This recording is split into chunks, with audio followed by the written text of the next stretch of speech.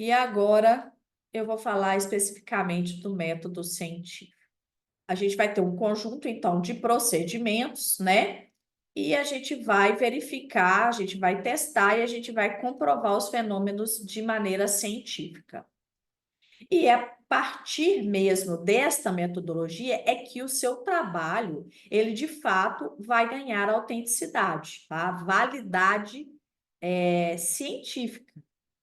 Ela passa a ter um valor que é aceito pelas pessoas, tá bom? Por quê? Porque ela fez o quê? Esse procedimento, que o estudo fez o quê?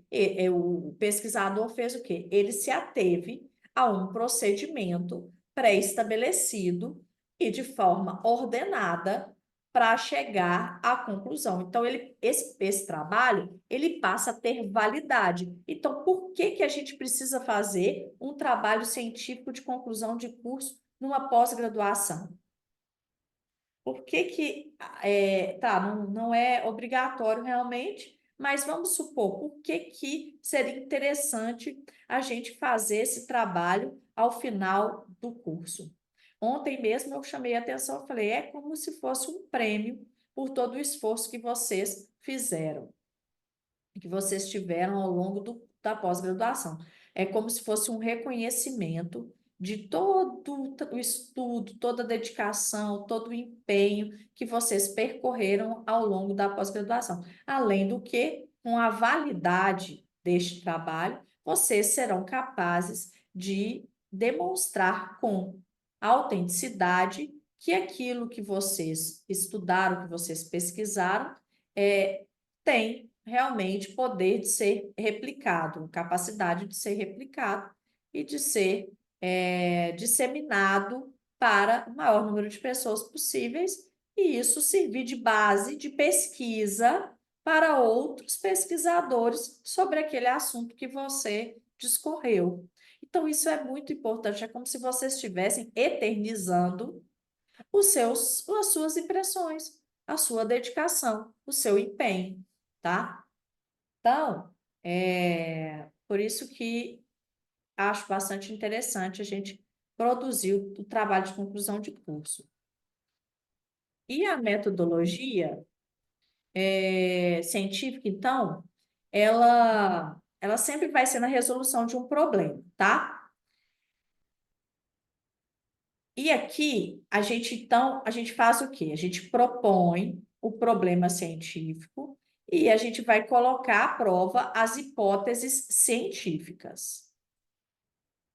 Primeiro, então, de tudo, a gente vai observar um fato, depois a gente vai problematizar o fato, depois a gente vai experimentar, aí a gente vai criar a hipótese e depois a gente publica o trabalho científico, sendo que a conclusão será a aceitação da hipótese, certo? Você vai refutar as hipóteses ao longo da sua pesquisa e a hipótese que você encontrar que, de fato, vai chegar à solução do problema, você vai aceitar na conclusão a hipótese que você criou ao longo do trabalho. Certo?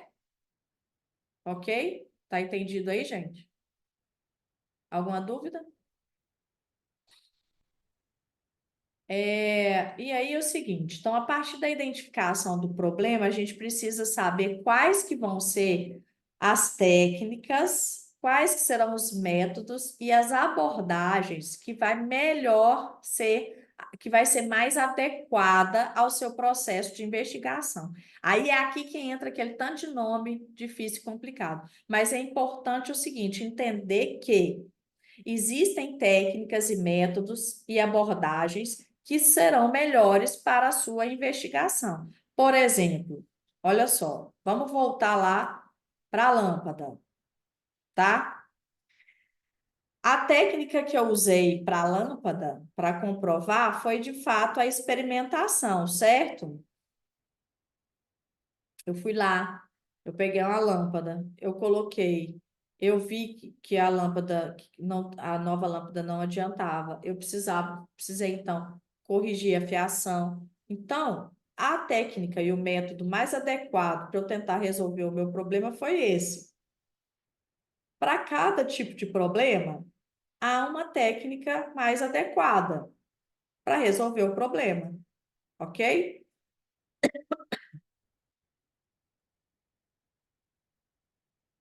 Então, olha só, naquele exemplo que eu dei, eu tenho o interruptor da lâmpada não acende, é o fato, tá?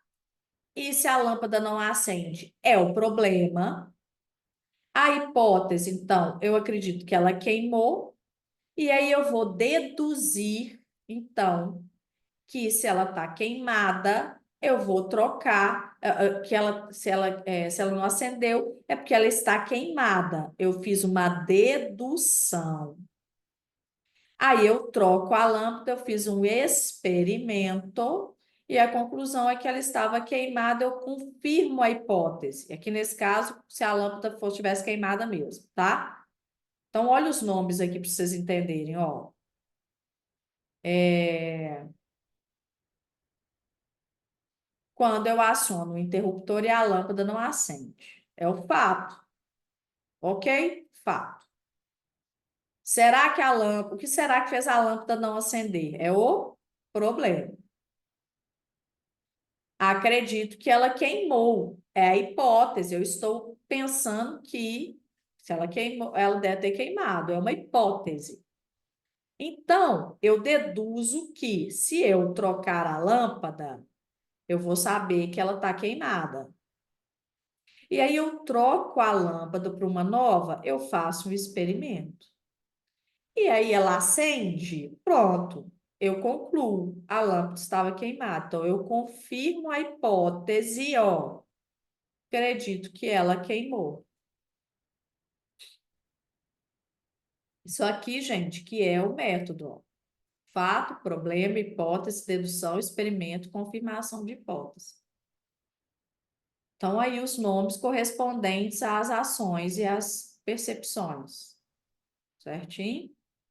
Alguma dúvida?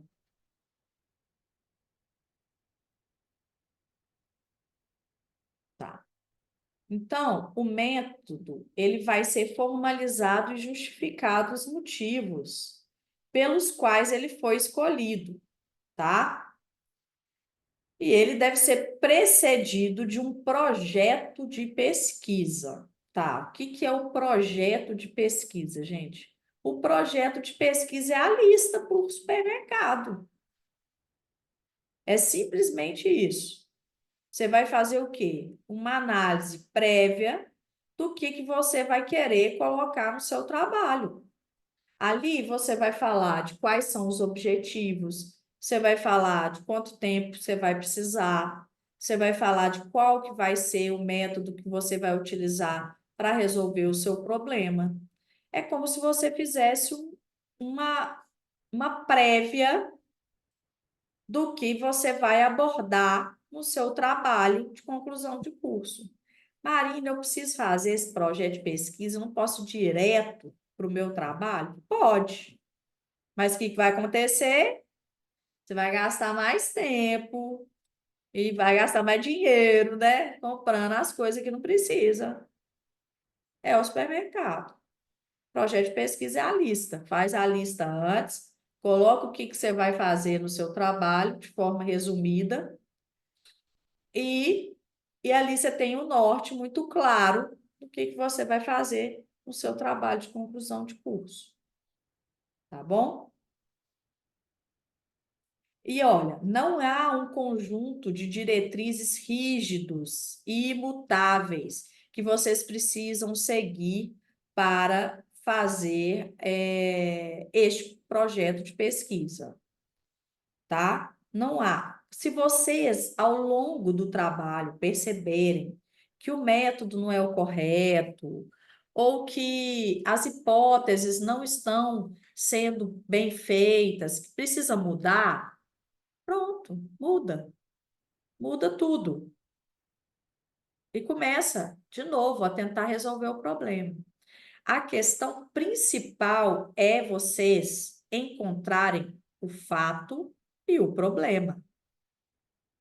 Porque é ali que você tem o norte. Lembra? Fato. A luz não acende.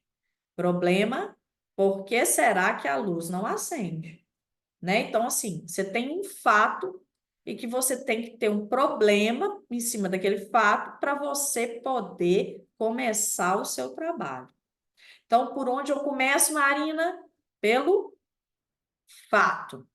Acho um fato, acho um problema daquele fato, vejo se aquele problema realmente é algo interessante para ser estudado.